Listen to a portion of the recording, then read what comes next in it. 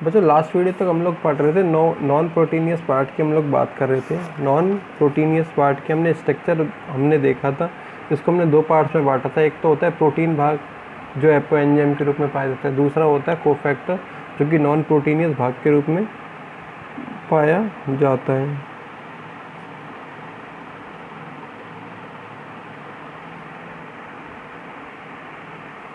Non proteinaceous भाग के रूप में पाया जाएगा, जिसके मिलने से हमारे पास एक एंजाइम का निर्माण होता है जिसको हमने बोला था होलो एंजाइम। ठीक है ना।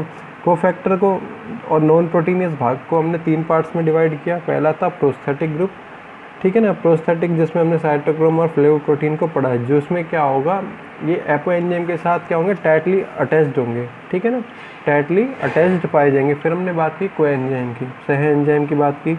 ये इनकी बंधन क्षमता एपो एंजाइम के साथ कम पाई जाएगी, जैसे हमने NADP और को एंजाइम की बात की थी। ठीक है।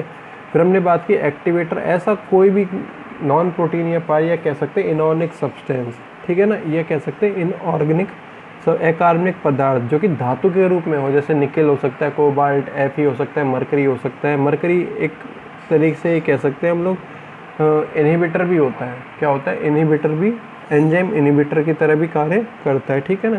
तो ये सारे के सारे हो सकते थे। आज हम बात करने वाले फर्स्ट भाग जो कि एपो एंजाइम है इसकी। ओके।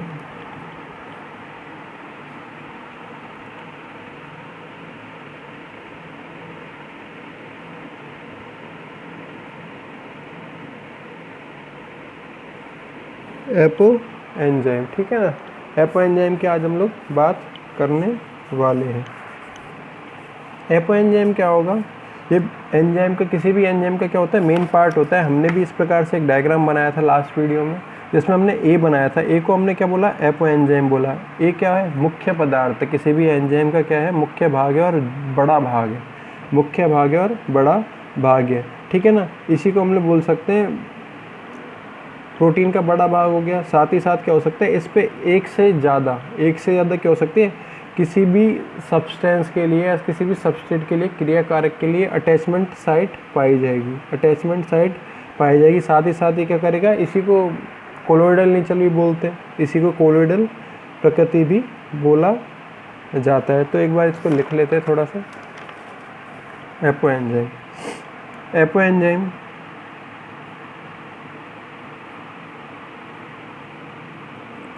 किसी भी एंजाइम का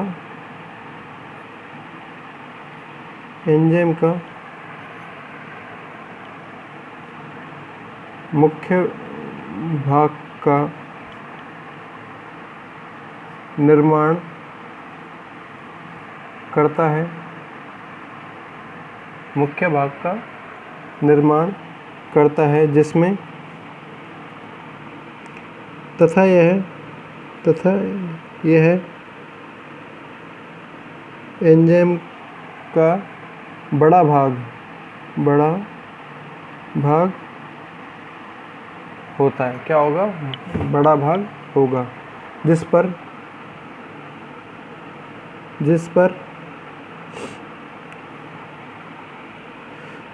एक से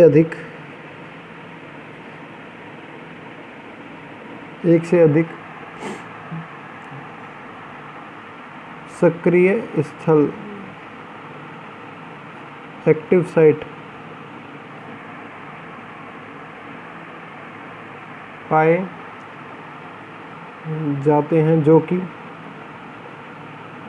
क्रियाकारक को, सबस्ट्रेट की हम लोग बात कर रहे हैं, सबस्ट्रेट को सक्रिय करने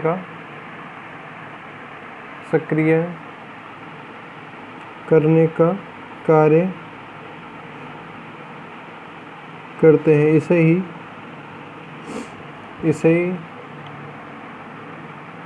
कोलोइडल प्रकृति कहा जाता है। ठीक है ना। इस पे क्या होंगे, एक से ज़्यादा अटैचमेंट साइट होंगे, इसमें अटैचमेंट साइट होंगे। इसी को हम लोग क्या बोलते हैं, एंजाइम की कोलोइडल प्रकृति बोलते हैं। ठीक है ना। नेक्स्ट हम देखने वाले हैं, नेक्स्ट पार्ट होता है स्पेसिफिक प्रॉपर्टीज ऑफ एंजाइम।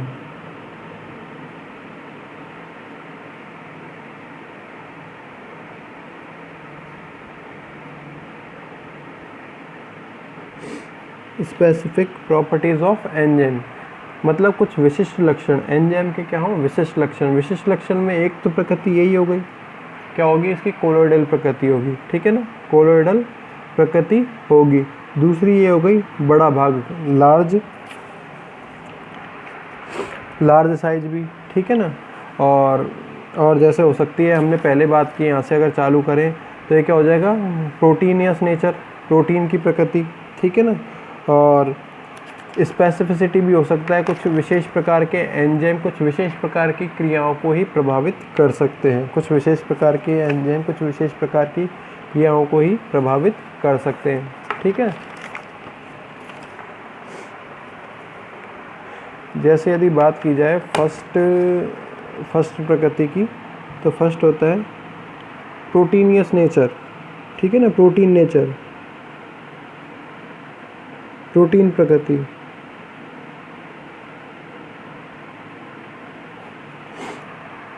सभी एंजाइम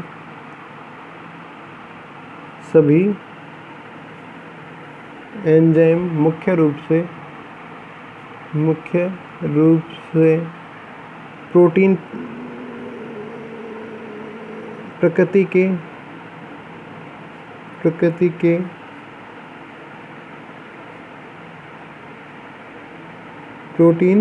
के पाए जाते हैं, ठीक है ना, प्रोटीन प्रकृति के पाए जाते हैं। अपवाद लिख देता हूँ मैं, लेकिन अपवाद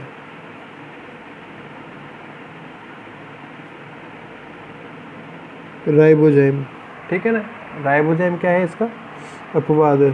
सेकंड कंडीशन आती है कोलोइडल प्रकृति, कोलोइडी प्रकृति, ठीक है ना, सेकंड कंडीशन आती है कोलोइडी प्रकृति की। कोलोइडी प्रकृति आपसे ये कहती है, ये क्या हो, इस प्रकार से हमने एंजाइम बनाया था अभी थोड़ी देर पहले, ठीक है ना, इस पे एक से अधिक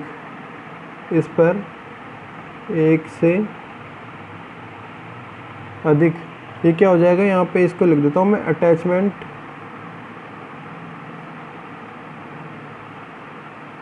साइट।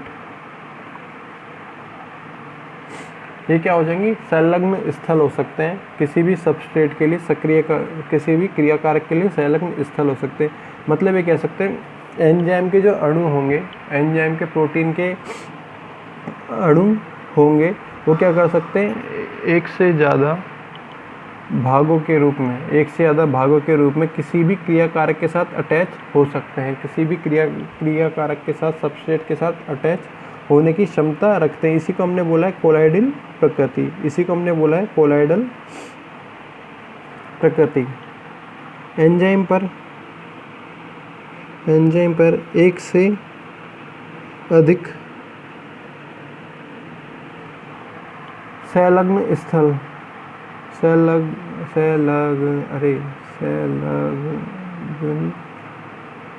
स्थल, हिंदी इंग्लिश में लिख देता हूँ, अटैचमेंट साइट पाए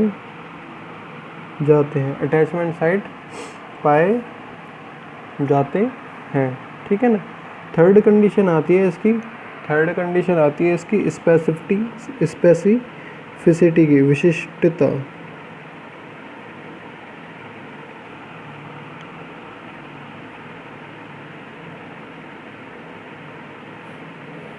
थर्ड कंडीशन आती है इसकी स्पेसिफिसिटी की, विशिष्टता की बात आती है।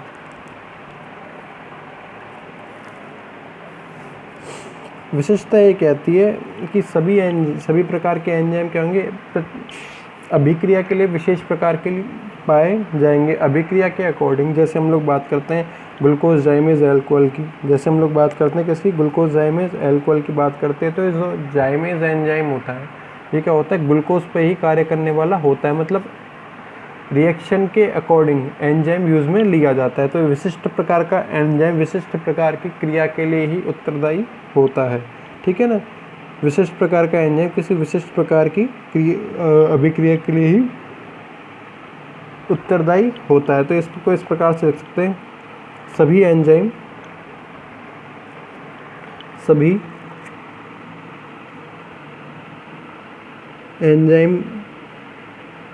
अपनी अभिक्रिया के लिए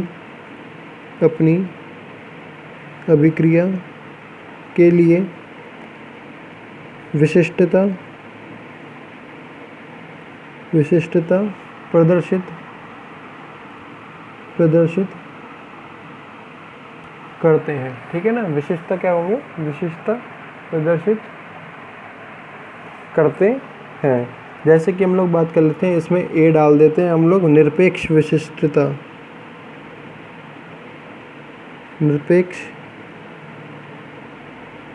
विशिष्टता की यदि बात की जाए, एब्सोल्यूट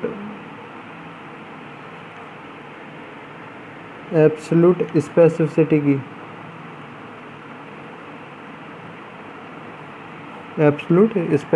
की यदि बात की जाए, तो एब्सोल्यूट स्पेसिफिसिटी ये कहती है, जैसे यूरिएज एंजाइम होता है, जो कि हमारे रक्त से यूरिया को और वाटर को, पानी को अलग करने का कार्य करता है। तो इस यूरिएज एंजाइम की क्या हो जाएगी, निरपेक्ष विशेषता, एब्सोल्यूट स्पेसिफिसिटी हो जाएगी, जो कि केवल एक विशिष्ट प्रकार की अभिक्रिया को ही क्या कर सकता है, उत्प्रेरित कर सकता है। एक विशिष्ट प्रकार की अभिक्रिया को ही क्या कर सकता था, उत्प्रेरित कर सकता था। ऐसे एंजाइम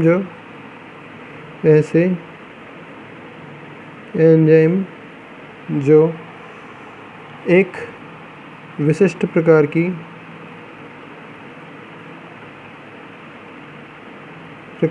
अभिक्रिया को ही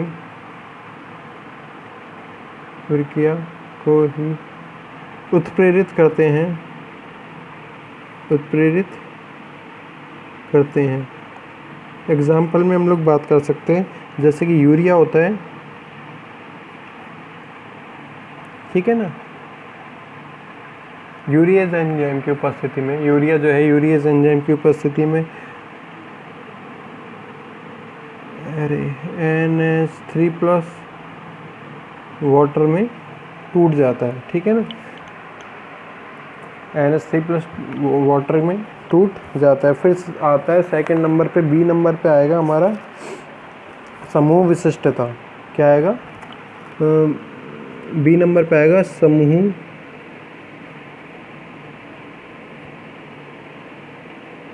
विशिष्टता, ग्रुप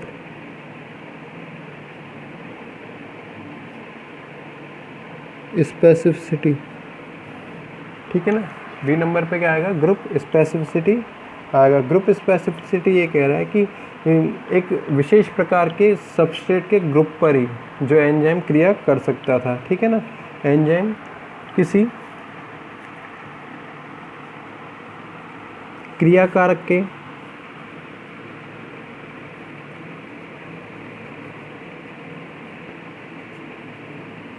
समूह पर कार्य करने वाला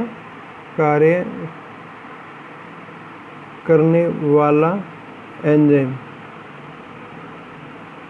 ठीक है ना। जैसे हम लोग बात कर सकते हैं, जैसे हमने बात की थी ग्लूकोज से फ्रुक्टोज बनता है, ठीक है ना। किसकी उपस्थिति में, ग्लूकोज से फ्रुक्टोज बनता है, या ग्लूकोज से ग्लूकोज 6 फॉस्फेट बनता है, हमेशा हेक्सोकाइनेज की उपस्थिति में। और फास्फोइनॉल पायरुवेट से पायरुविक एसिड बनता है, किसकी उपस्थिति में, हेक्सोकाइनेज की उपस्थिति में। मतलब हम ये कह सकते हैं, जो 6 कार्बन परमाणु की श्रृंखला होती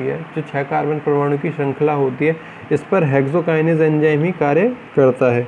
एग्जाम्पल में हम लोग बात कर सकते हैं, जैसे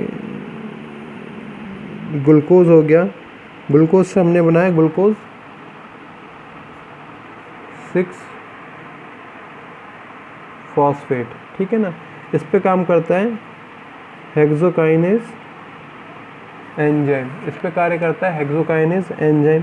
साथ ही साथ हम बात कर सकते हैं फॉस्फोइनॉल पायरूवेट पे, इस पे भी कौन काम करता है, हेक्सोकाइनेज एंजाइम। ये दोनों की दोनों रिएक्शन हमने ग्लाइकोलाइसिस में पढ़ी हुई हैं, ठीक है ना, जिससे क्या बनता है, पायरुविक एसिड, ठीक है ना।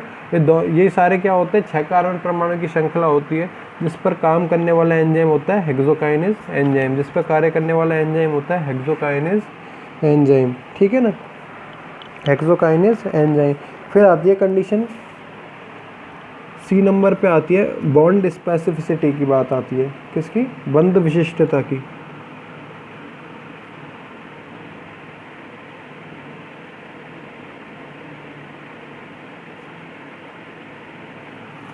Bond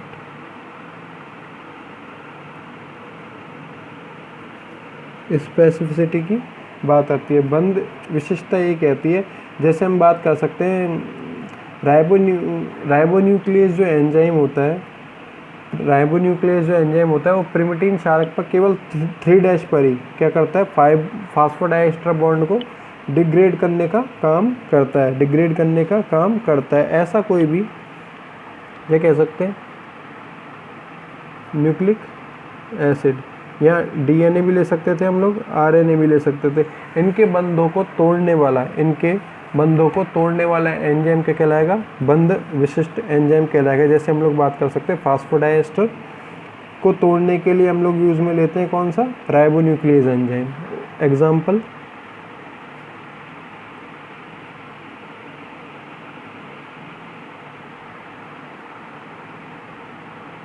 enzyme. फिर बात की जाती है डी की, ठीक है ना, फिर बात की जाती है किसकी, डी की। डी होती है त्रिविम विशिष्टता, स्टीरियो स्पेसिफिसिटी, त्रिविम विशिष्टता,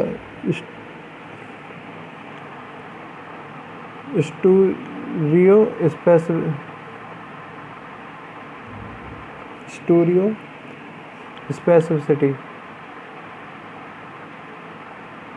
ठीक है ना। स्टीरियो स्पेसिफिसिटी ये कहती है, जैसे हम लोग बात करते हैं आइसोमर की, समावयवी की बात करते हैं, डी और एल ग्रुप की बात करते हैं। जैसे फ्रुक्टोज और ग्लूकोज का फॉर्मूला होता है C6H12O6 होता है, C6H12O6 होता है। जो डी और एल डेक्स्ट्रो रोटेटरी और लुइवो रोटेटरी दोनों पे काम पड़ता है। समावयवी